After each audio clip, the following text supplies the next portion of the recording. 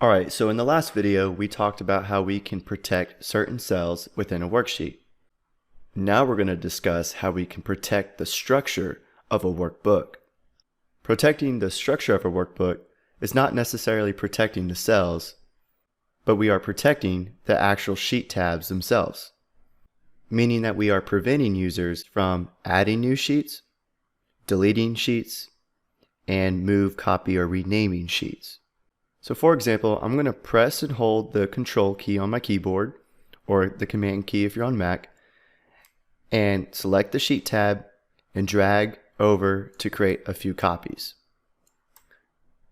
Now we have 3 individual sheets.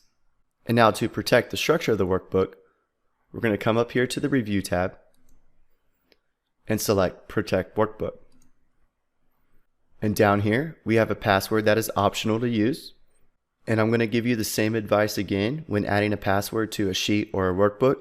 Make sure that you remember the password or store it in a safe location to find later. Because if you forget the password, it's very hard to unlock a workbook or worksheet without the password. But for now, we're going to leave the password empty and make sure that the structure box is checked and click OK. And if we go down to our sheet tabs and try to rename a sheet, if we right click, now all of our insert, delete, rename, move, or copy is grayed out. Now we don't have to worry about users accidentally adding sheets, deleting sheets, or renaming, moving, and copying sheets. So once again, pretty simple process to do. This just adds a little extra security to the structure of our workbook. And if you want to unprotect the workbook, all you have to do is go back to the Review tab, click Protect Workbook, and if you entered a password, it would prompt you for a password. But since we didn't, now this Protect Workbook is not grayed out anymore.